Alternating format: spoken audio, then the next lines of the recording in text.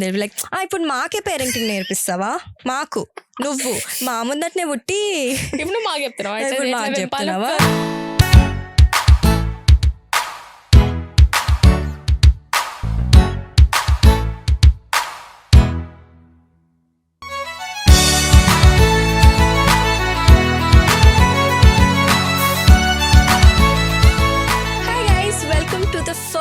Ever episode of Stay Sane with Jane. I have a very special guest with me on my first episode. Thank you so much for being here, Shri. Thank you for asking me. Shri has been my friend for over 6 years now. Yeah. And she is the perfect person for the topic that we want to discuss today, which is parenting and dealing with our parents. I've seen Shri's relationship with her parents transform from intermediate till now. And it's a journey. I can see it. It is a journey. Yeah, I really wanted to know how you did it, like very curious. I was like, okay, let's just bring her on the podcast and talk about it. Yep. Well, thank you for having me here. I'm really thrilled for Stay Sane with Jane Season 2. No lies. Well, it has been a very hectic one. Mm-hmm. It has not been an easy cake on the walk thing ki haan matlab you spoke off and then they're like haan beta we'll do like this, over, done. It was not like that. It took time, it took lot of communication, and I think it also took them some reality checks where they understood that she doesn't need us hovering over for every single thing. That doesn't come easy. For some people who are at the age of 24, 25 and still live under their parents' shadows. And maybe it's not such a bad thing, but it's definitely not a good thing. I guess it depends on like how you deal with it. And I also really think that it's very important to understand what we need from our parents. Like what kind of relationship do we want from them? Like I am very attached to my parents and I really wanted to have a better relationship with my mother after my dad's death. So I guess it takes a lot of self-awareness to realize that there are things which are, because sometimes when relationships are going wrong, or not wrong, but when they're a bit damaged, we're like, it's okay, let's just continue it. But it takes a lot of realization to be like, hey, you know what, this is what I expect from this relationship and I'm going to make this work with my mother, right? So what did you do to sort of, what kind of communication, when you tell communication, what did you ask your mother or what did you tell her? Okay, so about 5 years behind from what me and my mother share today, I was terrified of her. I used to be scared of telling any little thing. Now she is literally one of my closest. She's almost like a friend now, and I tell her everything what I do on a regular basis. And she's also open to talking about like unconventional topics, about different genders, about boys and stuff. It's different sorts of stuff. If it was 5 years ago, she used to be like, no, that's not a that's conversation. Not something we talk about. That's not something we talk about.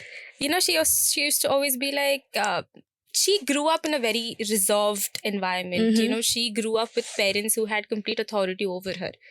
And, my mom actually wanted to join the Navy. Oh. She did. She's a huge patriot. So she actually wanted to pursue doctorate and then go into Navy. But my grandparents got her married really early. So while I am really grateful that she's not putting any such pressure on me, I also feel bad that she couldn't pursue her dreams. She had to get married early. She had to, take care of a family. Granted, what a dysfunctional family we are. But, she had responsibilities I don't think she was ready for. And while that was her part of it, my relationship with my mother has been a roller coaster ride. It has never been a safe space as it is today. Like I said, 5 years ago, I used to lie to my mom. I used to hide things that I did not want to tell her. But over 5 years, I think when I'm telling communication, when you ask me what type of communication, it comes with the trust that you put in her, not the trust that she puts in you, that you kind of... That's a very good point. That you know that whatever you tell your mom is going to stay with her, and that's how it starts. The first step is obviously something that you should take. You can't expect your parents to get down to your level. You need to go up to theirs. because they have been seeing the world in a whole different perspective for almost 30-40 years. Changing that for us is a huge step for them too. They can't just compromise on everything that they've learned since their childhood for you. So it starts from you. It starts how you present your point of view. Also, did you notice you were telling that you understood her the way that she was brought up also? So in a way you understood her trauma and like what she has went through, right? It wasn't exactly a trauma. She respects her parents more than anything. But sometimes I feel that respect might have come or obstructed in the way of how she wanted to live her life. Right. That is also sort of, I mean, I also feel that my parents, they have a lot of childhood trauma that they carried with them, and that actually comes out on us. It does. In a very bitter way, right? Yeah. So dealing with that and knowing that also takes a lot of strength to accept not just our trauma and the things that we already deal with, but accepting our parents' trauma and you know, telling that, hey, it's okay, you know what, you're shouting at me, but I understand it. Yes. Because I know you're going through something as well. Yep. So it's okay. And like, how do you build that mindset? Like, you know, what did you do to get there and be like, it's okay if... Okay, firstly, it takes growing up to do that. Because when you're in your teenage, you're very rebellious. You want to do everything that you want. You go yelling at your parents. You start arguing everything. But that's not the solution. That's just the things that you see in films and novels and stuff like that. But that doesn't work in real life. People should realize that. It's just that when you compare what you've been going through in your house to the real world, when you kind of come out of that cage, you realize that what you have at your home is maybe not what you expected it to be. Maybe for you that is normal, but for outside, it's not so normal. You know, and the fact that we normalize such things, that, you know, it's okay to be like diminished by authoritative figures such as your parents or grandparents. We think that it's okay and we try to implement that outside. And when you get the world's reaction that this is not how it's supposed to be, that's when you realize that, you know, we gotta mend that. It takes that one moment to realize that you've been in a very toxic kind of environment at home. I also wanted to talk about how heavily influenced I am with my mother's mindset. Yes. Okay, growing up, my right and wrong, I feel in this phase of my life, is also my mother's right and wrong, right? The things that she thinks is right are right for me. The things that she thinks are wrong for me. And growing up, I realized that I need to have my own mind, which is the main reason I'm like, I need to get out first. Because if I'm under her, I will never have a mind of my own. That is true. I still partially do, but you know, there are things, if I'm doing certain things, I'm like, what would my mother do? Yeah. And also, I mean, were you in that phase? I mean, did you realize that you're heavily influenced by your parents' mindset? I am terribly influenced by my mother. I don't know if that's a good thing or a bad thing, to be honest. And while I think that having some guidance is necessary by my mother, I don't think that she needs to control every decision of my life. Right. I don't want her, even not her physically or mentally, I don't want that thought hovering over me. I don't want that impacting every decision that I make, that as to what would my mother think. I am struggling with this, to be honest. Every decision that I take, I'm like, what? Is it right in my mother's eyes? You know, that is just like... That is a very... it kind of fogs our point of view as to what we want to do, you know. And I guess the best way to get out of it would be to move out. If you are in a... You need to move out, because you can't expect your parents to teach you everything in life. Right. And there are some things that you should learn all by yourself. How to survive, how to deal with certain type of people, how to react in certain type of situations. You're not going to have your parents 24/7 with you. And once you realize that, once you're ready to move on, I think they'll understand at some point of time. And how much of yourself and the things you do, you think need to be known by your parents? Do you think everything that you do should be out there? Or sometimes are you scared that my parents know this about me? They don't know about, you know, they don't know this about me. Two questions here. One is, of course, do you think it's needed? And second, like, if you have that thought, why do you feel it's necessary for them to know everything? Where does that thought If you had come asked from? me the same question about 5 years ago, my immediate response would be, no, she doesn't need to know anything about my life. But now, if you ask me the same question, it's pretty much the same, but with a slight difference that she needs to know how much I'm willing to let her know. Oh, that's a good point. Yeah. I don't want her in 100% of every part of my life. You know, I want her to know what I'm doing, where I'm doing, and the things that I'm dealing with. But I don't want her decision-making process at everything. You know, I can have different types of friends and I don't need her approval. I can go to different places and I don't need her judgment of what kind of places that, you know, I'm supposed to be and supposed to not be at. Also, I feel that we see our parents as gods, right? We do not see them as people who are capable of making mistakes. And when they make a mistake, it's so hard for us to let go. I mean, you know, it's so hard for us. Yeah, because when they have been, you know, nagging you about every little thing that you have done since your childhood. So when you realize that your parents are doing a mistake, you can't digest it because they have done this to you since you were a kid. When you were brought up in a house of criticism, and when you're the eldest child, that is like the worst. Okay, and when you see your parents commit a mistake, then you're like, I'm literally in a position to not say anything. Your mind becomes completely numb. There's nothing you can do or you can't say. So, you know, I guess we need to realize that parents, after all, are just humans who are capable of making mistakes. Yeah, that's cool. And what kind of boundaries do you think are important with parents? I think if I were to set any boundaries with my parents, it would be not to ask about every intimate detail of my life. You know, while I do tell my mother everything, this is what I did, or if I bunked classes, or if I went somewhere, I usually tell her. Most of the times I don't.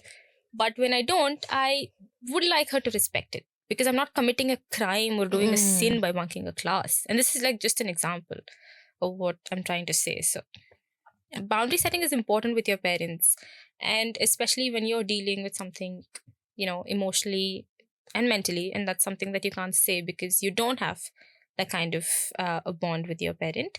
I think they should respect your privacy too. Okay. Remember when you called me and told me that when relatives call and tell you that your daughter is doing all this, how do you deal with that? That is the point I want to bring next. When your relatives, guys, why? But like, I just have one question. Why are you so curious about like our life? They have like the unsolicited advice and opinions about everything. You meet me once in 10 years probably at a function of somebody I don't even know. There was this lady who called up my grandmother. I've done a video, I guess, because I've hosted the AHA red carpet, right? And I met a couple of actors and everything. I'm like the biggest sinner ever in my family. Some lady calls up my grandmother and she's like, "Asal em chepistunavu, aren't you?" And I'm like, bro, I don't even know who you are. I don't know what, I am just looking at my life and improving my life. Why are you so curious about mine? And you know, when relatives do this, especially because our parents, grandparents have that bond with them, it directly influences us. Yeah, they think that they have an authority over us when they haven't even met us. Yeah. It's weird. It is weird. How are you staying sane dealing with that, Shri? Nobody stays sane when you're dealing with unwanted, solicited advices from relatives you don't know. You know, but when I barely received an unsolicited advice, you know, every time when we go to a function, you know, they're like, your graduation is getting over, no? Now get married to an NRA and settle off. I'm like, then it's your wish and your husband's wish. I mean, oh my God. No, listen, wait. Next topic. I just don't get it. Like, how do you expect me to leave my life's decisions to a guy I don't even know existed till the D-Day? 25 years of my life, I'm living it to myself, and I give him all the authority to take my decisions for me. I mean, are you not seeing the toxicity, or are you just used to being so blind? I deal with this on an everyday basis with my mother. I wanted to go to Goa. And she's like, Goa? Goa is the I don't know what to tell, guys. That's where I am with Goa this whole thing. It's like the Desi version of, you know, doing Vegas drugs and stuff. Exactly. Yeah. And she's like, no, and all. And the thing is, I I'm like, okay, I don't want to convince you. Okay, cool. I just want to see that fire. Like, I want to rebel. I want to see what will her reaction be. And she's like, ఇవన్నీ చేసుకునేది ఉంటే ఇంటి బయట పోయి చేసుకో సరేనా ఇంటి బయట ఉండు. That is literally what my mom says. ఇవన్నీ చేసుకునేది ఉంటే బయటికి పోవాలి నువ్వు. ఇంట్లో నా దగ్గర ఉన్నప్పుడు you're not supposed to do all this. And I'm like, I was like, okay, cool. నేను ఇంటి బయట ఉంటా ఉండొద్దంట. ఇంటి బయట ఉంటే పెళ్లి చేసుకున్నాకనే ఉండాలంట. And I'm like, what's the point, bro? That sucks so much. It does. It is horrible. పెళ్లి చేసుకున్నాక ఏమన్నా చేసుకో బేటా. I'm like, it's like you're literally handing me over to a guy with a license to do what I want with that guy. Like, I can't do it by myself. I need a person. Like, you don't trust your daughter, or are you like... But also, dude, like, moms are moms. Like, as much as we don't like certain things, I cannot imagine living a life without her, right? I cannot imagine a life without her. I have to tell her, okay, how is my... Like, I'm also hate the opinions that she gives me. I hate the opinions, but I also need them. Yeah. I also need them. I'm like... నా కుర్తా ఎట్లుంది నా jhumkis match అవుతున్నాయా లేదా and like when she actually agrees to everything that I'm doing, I'm like, are you okay? are you okay? Also, do you realize how much we are talking about our moms and not our dads? Yep. And my relationship with my dad is like pretty cool. He can be really stubborn at times. Like I said, I get my stubbornness from my father. But every time he's stubborn, I think I can like convince him to, like let go. I think that's the thing about having a father-daughter bond. They pretty much let you do anything you want. Yeah, I guess. I mean, of course, with boundaries. But then with my dad, I'm like, yeah, okay, fine. And then I do whatever I want. So. Dads are just... I don't know, like the greatest person I've known in my life should be my dad. He was the most humorous. He made joke out of everything. The most serious things, we laugh. And my dad is not a very humorous person, but he's super sarcastic. Like he's sarcastic about everything. We've spoken so much about our mothers. Do you realize that there's very little that we've spoke about our fathers, and why do you think that is? See, I think with us, especially, the bond with our fathers has pretty much been the same as it has been over the years. The drastic change has come with the relationship with our mothers. The bond change in father was probably just a consequence. He's been awesome. I've met uncle a lot of times actually. When? In inter, he would come to college to pick you up. Oh yeah, he did. Oh my god, I completely forgot that. Please don't.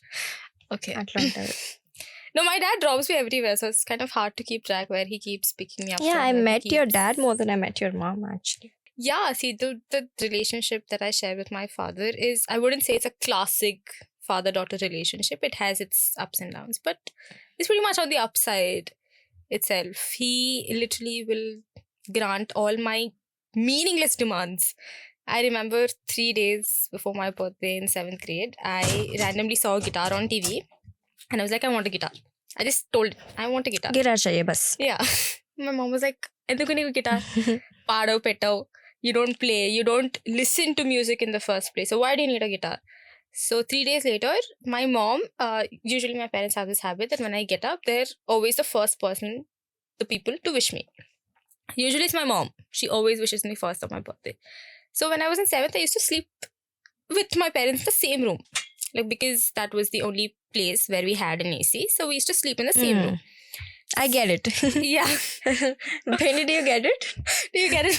Okay. Window AC. Window AC, yeah. Yeah. Four of us in the same room. Yup. Yes. That's good the old life. days. Good old days. Absolutely. So, morning, 7 o'clock, I remember, she started strumming the guitar. And I woke up to the sound of that. And I'm like, what? This beautiful black guitar that he bought. I still haven't played it till today, but I have it. So my mom is like, your dad got you a guitar last night. And I'm like, he actually got me a guitar.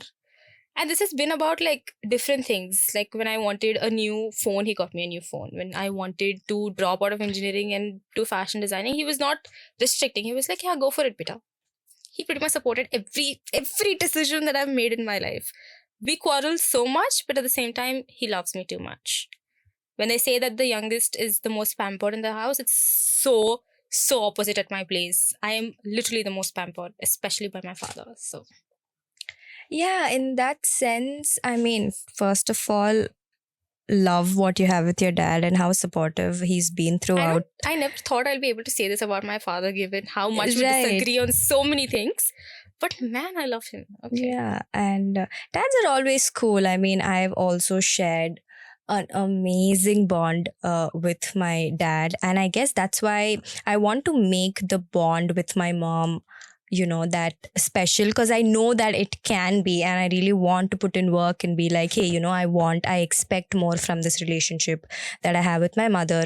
But yeah, dude, dads are just, I mean, my dad, I remember right before, and this I've never told out publicly. I've never actually told this to anyone, but right before his death, we were sitting in a room, his bedroom, like right before he went to hospital, basically, and he told me to pray. And I'm terrified of praying. Okay, I cannot pray publicly. I don't know why, and it's always been there since childhood. I cannot just pray like openly. I cannot tell it out. Mm-hmm. So my dad was like, kneel down and pray. And I'm like, I'm not going to do it. And he's like, kneel down and pray. And I was like, dude, why is he? And he was like, nen zachpotuna, ide bed mida zachpota, and you'll have to take care of your family and everything. And I was like, what is he? You know what? I was just like, okay, he's just having a phase. Let me just leave it. He's like, you have to pray today. I was like, okay, fine. He's doing so much. I was like, okay, let me kneel down. I was like, God, I don't know what my father is going through, and I know he's talking some rubbish, but you know, let's just give him some peace. And I just prayed something along those lines, and then I was like, amen, amen. And then he looks at me and he's like, you know what? You will take care of the family after me, and I know you will. And I was like, why is he telling this? You know, I was like so confused. He's like, you can, you have that in you. Yeah. And I'm like, and I'm not scared now, you know? And I was like, dude, okay. And I guess 2-3 days after that, he went to hospital, and then, things happened. But yeah, man, like I just shared, and I don't want to just judge every father-daughter's relationship nowadays, but I just feel it's, my dad and I have shared something, and all I could openly talk about this, having a podcast, you know, just being so vocal about things, it's all because of him. And it's because he made me go to elocution. He was always like, dancing and singing is not your thing. My dad does the same thing. He's like, do something that where you actually make a difference, where people listen to what you're trying to say. Right. And like, he always made me go to elocution competitions. Yes. He was like, maybe you will be a public speaker some days. Who knows? Just go talk about your stuff. And he really used to encourage me to speak a lot. Right. And then he'll blame me for being talkative, but then he's like, you're supposed to speak. And I'm like, fix on one thing, either that or this. Dude, yeah. And in that sense, everything that I am has to be. And he also taught me to be rebellious. I guess his life and what he went through, he made sure his kids don't go through that. So I've always, my dad never had the freedom of choosing what he wanted. Did you know that? And like, only because my grandfather was an engineer, they expected my dad to be an engineer, and they never asked, beta, what do you want to be? Yeah. It was never a question. He had a set path. And that's why he made sure that I do not have any set path. Like, he was like, you will do whatever you want to do. Suno. Yeah, just do whatever you want to do. And I guess that gives us so much confidence that your dad believes in you, right? I know that when a parent gives that to you. I mean, I can take anything. My parents hate, my parents anger, but I cannot take disappointment. That is like my worst fear, disappointing my parents. I guess in my case, I know that it's okay now. I mean, I don't know. I just know that they will understand. There's nothing like, oh, she's disappointing us. It's just that I have a life and I'm going to live it how I want to live. And if I'm living in a certain way disappoints them, that's, I guess we're old enough to... Not disappointing the way how you live your life. Disappointing by letting them down is what I'm talking about. I would never want to let them down. I'm not going to apologize for how I live my life, because this is what I chose. This is what I want to do. But the consequences should not be letting them down. That is what I'm afraid of. Yeah, so I guess big shout out to my dad Yep. for actually making everything happen. Yeah. And I know that he's there somewhere constantly guiding me. Over, yes. Guiding me. Yes. and proud that his daughter has a season 2 of the podcast. I'm pretty sure he is. Yeah. Yep. Okay, guys. So moving on to the next bit. I have taken some questions on Instagram, and you guys actually have asked some questions on how to deal with your parents, and I thought it would be nice to answer that on podcast with directly those questions with Shri. So let's do it. I'm really looking forward to what people had to ask. Okay, I have them here. Okay, the first one is, why do parents differentiate between their own two children? And I guess what this guy meant is maybe liking the elder kid more, or the middle kid more, or the youngest more, or something like that. I think that is what I'm assuming. And he also asks any biological factor behind that. I wouldn't say biological as much as it is a childhood trauma, because I think when parents couldn't deal with their own things, for maybe their parents compared them amongst their own siblings, like, look at your elder brother or look at your elder sister, this is what she's doing, you need to get your life in order. I think that's impacting us, is what I feel. And maybe for them, they thought it was normal. Maybe they thought comparison brought out the better in them. But I just think that you're kind of diminishing what their other talents is. Rather than acknowledging the differences, I think you're trying to force an equality, which is not necessary. So my mother likes my other sister more. I also like your other sister more. Everyone likes Sheena more than Sheena me. is really savage. She's amazing. But I guess it's because maybe they have a different bond with that child. Maybe they can be more expressive with that child, and it also comes with that. I think it shouldn't be like that. I think when you're a parent, you should be expressive to all your kids. I guess that's why we're setting a lot of expectations from parents also. Like, they have a different bond with a child, and I guess it's okay. But coming to your question and what I think, this is just what I think, what we've been through, no advice or anything. Just, I feel that maybe your parents don't know that you feel that you are being differentiated at your house. So the best thing would be to let them know. Tell how you're feeling, sitting down and talking, having a one-on-one conversation. And I'm sure they will take it into consideration, your feelings. Maybe even try talking to your siblings if that's what you feel. That's sort of an easier place to begin, I guess, rather than directly exploding bombs on your parents. I think maybe talking to a sibling should be a smooth start. Yeah. Moving to the second question, talk about how parental emotional abuse is so normalized that people don't even see it as abuse. Yeah, this is something people should talk about. More. A lot. More than what is intended to be. See, emotional abuse is something that, especially if you're from a Desi household, it starts from a very young age. What they don't realize is probably they're putting their child in order, or they're having command over it, but you are turning them into aggressive young adults. And they're going to show this on their peers, maybe not their younger ones, but definitely on their classmates or the people they work with, because that's how they were brought up, that, if you need to command over something, then you need to be abusive. And that is not a solution, not for a short term, and definitely not in the long run. So it needs to start from their childhood, I feel. So maybe before you rush into having children, maybe deal with your own childhood trauma first, so that you don't express that on your kids.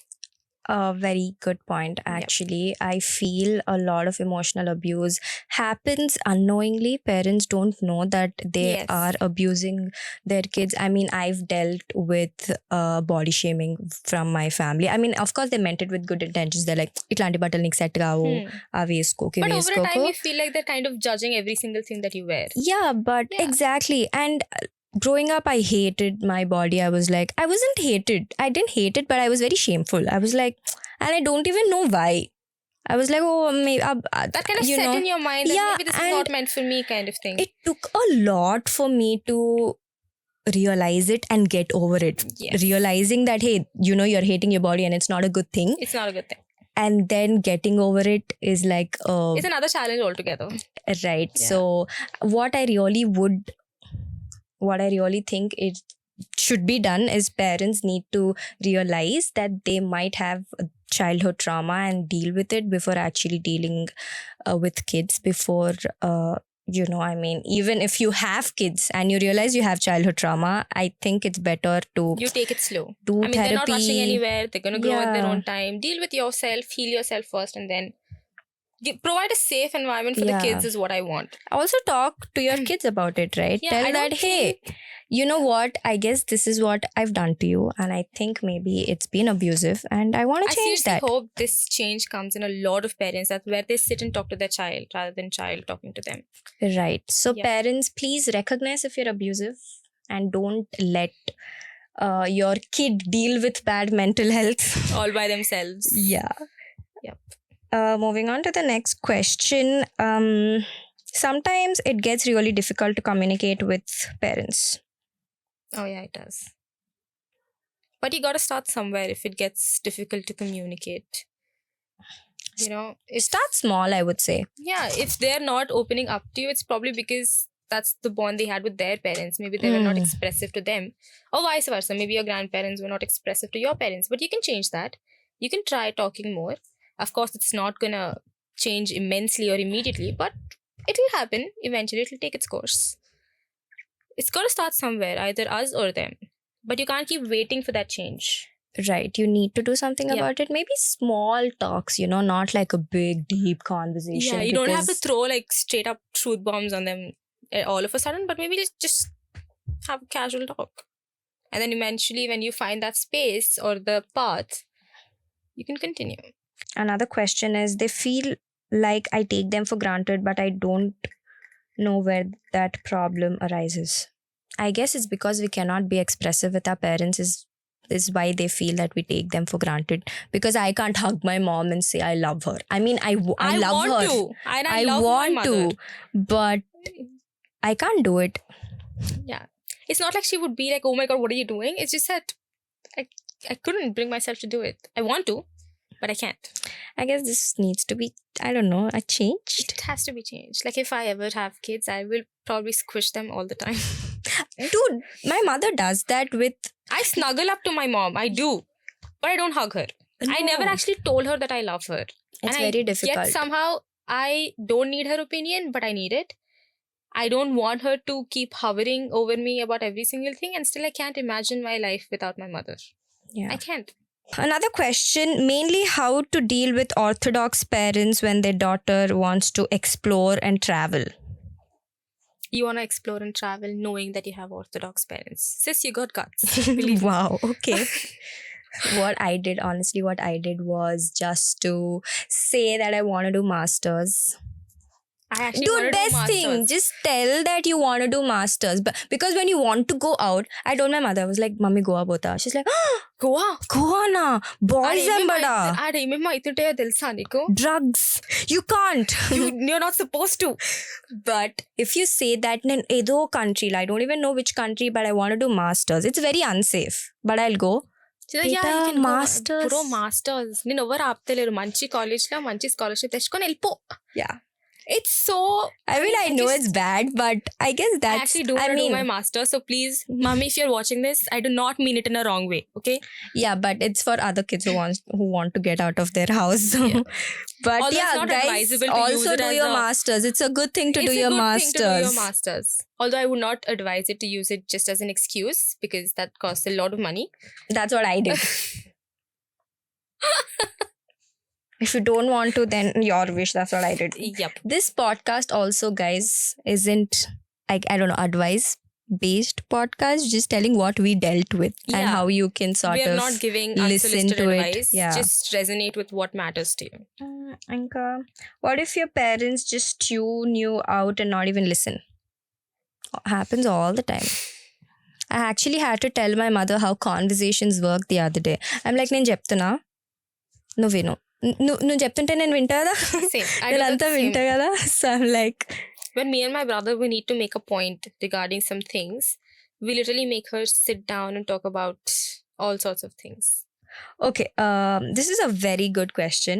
It's in Telugu. It says దొరికిందే ఒక రోజు ఖాళీ ఆ రోజు అన్ని పనులు చెప్తుంది mummy కానీ I can't blame her, I have to help her. Job ఇంకా లైఫ్లో వేరే రెస్పాన్సిబిలిటీస్ ఎలా మేనేజ్ చేయాలో తెలియట్లే మమ్మీ మీద ఇరిటేట్ అయిపోతున్నా. Very good. It's not just talking about how we expect things from our parents, but I feel we also need to talk about how much they expect things from us and sort of recognize it and, be there for them. After all, they're humans and, they also need somebody. We can't just look up to parents like they're some big gods, who are not capable of making mistakes, right? They are humans. They need us as much as we want our parents to be there for us in all our phases of life. We should also be, we need to realize that they're growing up too. It's not just us who's growing. They're also growing up. They're also discovering different phases of their life. Their body is changing and everything. So like, dude, we need to accept that and try not to get irritated quickly. Try to understand more of what they are going through, maybe that day and why maybe your mother has shouted on you. What do you think? See, this understanding about what your parents go through comes after a lot of change with your relationship with your parents. Yeah. Because you would not want to listen to their point of view or their perspective of what things are unless you are in that position yourself. And I'm not saying wait for 40 years till you become a parent of a teenager to understand what they're going through. But if you know anything about your parent, then you'll understand if they're going through any troubles or if they're going through any disturbed phases. Like, as you said, if it's just on that day or in generally for the past few days, you will notice a change in behavior. Because if you're not, then one, you either don't care about your parents or you just are not used to, having that kind of a relationship with them. It has to change. I mean, at a point of time, like you said, they're growing old. They will need us. And if, you are not the person who's going to take care, then I don't think you can just leave them like that. Right. Yeah, I guess we also we really need to be there for them. And guys, first thing I really want to tell is we need to be self-aware. Know what kind of relationship you want with your parents and that work towards it. I am very attached to my mother and I want a good relationship with her. Maybe for some people, maybe they have been away from their house most of the time and it's not really important in their lives to have a nice relationship with their mother or with their parents. It is different in every household. It's different in every household. For me, it is important that I have a relationship where it is very close to my heart, where it is very close to major decisions of my life. I don't want their opinions, but I need them. Right. So, as much as we don't want their opinions, I also want their opinions. Yeah. I don't know how that works, honestly. Without that. So, yes, if you want a better relationship with your parents, communicate, let them know. And parents, if you're watching this, you also communicate. Let your kids know how you're feeling. Know most if importantly, you're being... listen to your kids. Right. Know that if you're being... abusive, I wanted to tell, but okay. Sorry. Yeah. It's cool. Yeah, on that note, Shri, thank you so much for joining and having this beautiful conversation with me. It was lovely talking to you. Thank you and much. Having you as my first guest. Thank you. Before going, I have something for you. These are some brownies by Charlie. It's a company started by my dear friend Poturi and Shri. Her name is also Shri, by the way. So, Thank you. Oh, and a lovely note. It's a letter. Can I read it out loud? Of course, I'm not going to read it out loud. Go ahead. But okay, you can go ahead. I wrote nice things about you, actually. Oh. Yeah, read it out loud. Okay. So, pull the mic a little closer. Dear Shri, you're the bestest friend someone can ask for. You pick me up when people I've known for decades left me. Your friendship comforted me and got me through the worst days in inter. You're a joy to be around. Thank you for being a part of Stay Sane with Jane and sharing your story. I'm sure it'll help a lot of listeners to have a better relationships with their parents. Love, Jane. Oh my God, this is so sweet. Thank you. Yep. This is really nice. So sweet of you. Guys, thank you so much for watching. If you've listened to the whole thing, again, a huge thank you. And stay tuned for the next episodes. We have lots more coming up. Right? Really looking forward to it. Yep. Oh God. Oh my God, I just shot my first podcast. Please put this in the BTS. Oh my God. I'm pretty sure that the conversation we are having and telling how parents need to like sort of, ఇప్పుడు మాకే parenting నేర్పిస్తావా మాకు నువ్వు మా ముందటనే పుట్టి